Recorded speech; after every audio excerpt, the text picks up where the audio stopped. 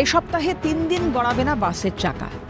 22, 23 ও 24শে মে বাংলা জুড়ে বাস ধর্মঘটের ডাক দিয়েছে বেসরকারি বাস সংগঠনগুলির একাংশ। একগুচ্ছ দাবি নিয়ে বাস বন্ধ রাখার সিদ্ধান্ত নিয়েছে তারা। মঙ্গলবার বৈঠকে পুলিশ কর্তাদের সঙ্গে ভিডিও কনফারেন্সে বৈঠক করেন বাস সংগঠনের সদস্যরা, কিন্তু অভিযোগ বৈঠকে কোনো সদুত্তর মেলেনি। সুতরাং ধর্মঘট চলবে বলে জানিয়েছেন তারা। মূলত তাদের অভিযোগ, পুলিশের জুলুমবাজিতে অতিষ্ঠ বাস সংগঠনগুলি। তাদের দাবি, রেভিনিউ দেবো নাকি ডাল ভাত খাবো। বারবার বৈঠকে বলা হলেও প্রশাসন কোনো সুরাহা করেনি বলে অভিযোগ। এই ধর্মঘটে অংশ নিচ্ছে 5টি বাস সংগঠন। এ বিষয়ে মুখ্যমন্ত্রীর হস্তক্ষেপের দাবি জানিয়েছেন। ধর্মঘট হলে হয়রানির শিকার হবে সাধারণ মানুষ।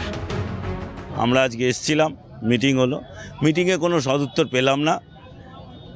সবই দেখবে বলছে। পুলিশ কেস যেভাবে চলছে এবং 1 তারিখ থেকে সংযোগ পোর্টাল যেটা স্টার্ট হচ্ছে, যার জন্য পরিবহন দপ্তর পুলিশের জুলুমের টাকা তুলবে। আমাদের আগে যেমন লোক আদালতে আমরা একটা মার্সি পেতাম, সেটাও পাবো না 100% দিয়ে। এইভাবে পরিষেবা দেওয়া যায় না। আমরা গাড়ি চালাবো না রেভিনিউটা পুলিশের ঘরে দিয়ে যাব, না ইএমআই দেবো, না ডাল ভাত খাবো। আমরা চাইছি মুখ্যমন্ত্রীর হস্তক্ষেপ। আমাদের পুলিশের জুলুমটাই দাবি ছিল মূলত। সেকেন্ড হচ্ছে সংযোগ পোর্টাল। নিয়মকানুন মেনে চলতে নির্দেশ পরিবহন মন্ত্রী স্নেহাশিস চক্রবর্তীর। সরকার বাস সংগঠনের পাশে রয়েছে এবং আলোচনার মাধ্যমে সমস্যা সমাধানের আশ্বাস।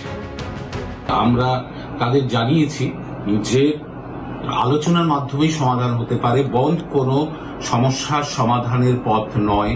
সাধারণ মানুষকে বিপর্যস্ত করে অস্বস্তিতে ফেলে কোনো আন্দোলনের কর্মসূচি গ্রহণযোগ্য হতে পারে না।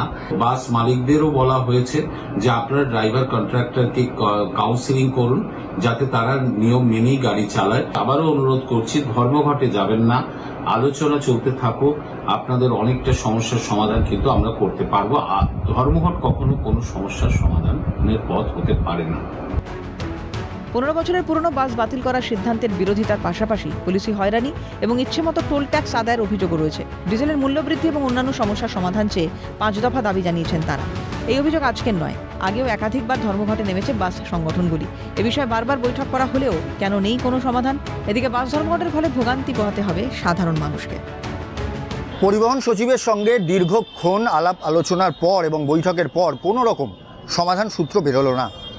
চলতি মাসের 22, 23 এবং 24 এই 3 দিন বাস ধর্মঘট বহাল রাখলেন বাস মালিক সংগঠনেরা। যেভাবে সারা রাজ্য জুড়ে পুলিশি জুলুম চলছে এবং তার সঙ্গে সঙ্গে সরাসরি এবার পরিবহন দফতর যেভাবে ফাইনের টাকা নেবে, তার বিরুদ্ধেই তারা সমস্ত কিছু প্রতিবাদ জানিয়েছেন। ক্যামেরায় অপূর্ব দেবনাথের সঙ্গে প্রীতিশ বন্দ্যোপাধ্যায় এবং বিপ্লব চক্রবর্তী, ক্যালকাটা টেলিভিশন নেটওয়ার্ক।